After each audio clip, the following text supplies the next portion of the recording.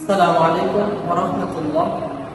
আমাদের অনেকের প্রশ্ন যে আমরা ঈদুল আজহা নামাজটা কিভাবে আদায় করি, ঈদুল আজহার নামাজের পদ্ধতি।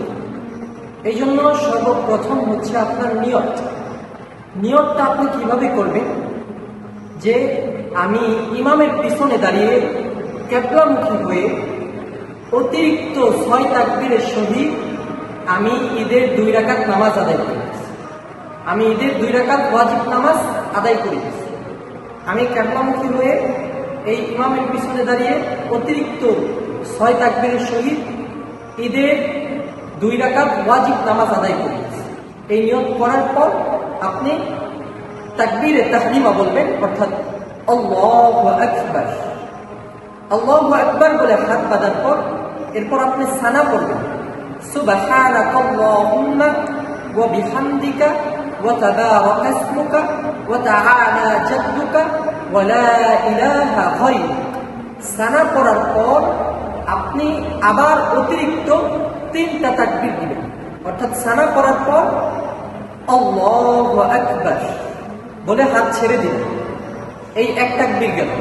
অতঃপর আপনি আরেকটা তাকবীর দিবেন, আল্লাহু আকবার বলে হাত ছেড়ে দিবেন। 2 তাকবীর গেল।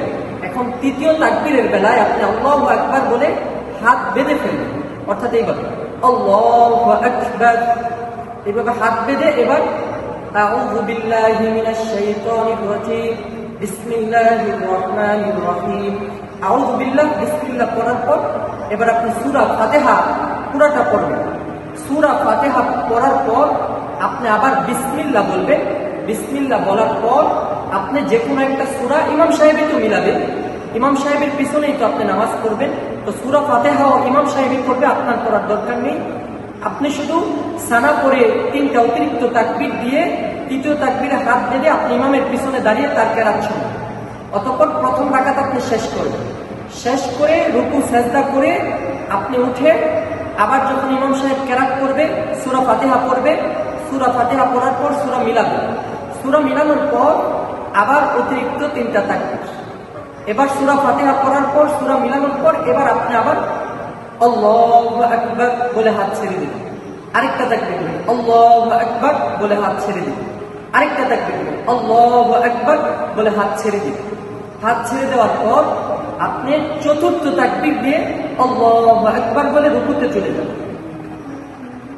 রুকু থেকে উঠার পর আপনি গতানুগতিকভাবে যে নামাজগুলো পড়েন, ফরজ, নফল, ওয়াজিব, সুন্নত, ওই নামাজগুলোর মতো আপনি নামাজ শেষ করবেন সালাম পর্যন্ত। সালাম ফেরানোর পর ইমাম সাহেব মিম্বরে উঠে, খতিব সাহেব মিম্বরে উঠে খুতবা দিবে। খুতবার সময় কোনো রকম কথা বলা, হাঁটাচলা করা, ঘোরাফেরা করা সম্পূর্ণভাবে হারাম। আপনি কথা বলতে পারবেন না, হাঁটাচলা করতে পারবেন না, চুপ করে খুতবা শুনতে হবে।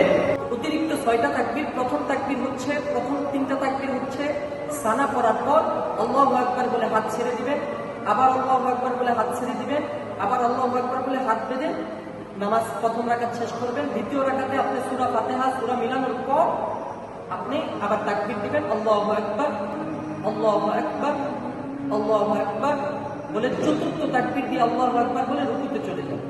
এই হলো আমাদের ঈদুল আজহার নামাজের পদ্ধতি। আশা করি আপনারা বুঝতে পেরেছেন। আল্লাহ তাআলা আমাদেরকে সঠিকভাবে নামাজ আদায় করার তৌফিক দান করুন। আসসালামু আলাইকুম ওয়া রাহমাতুল্লাহি ওয়া বারাকাতুহু।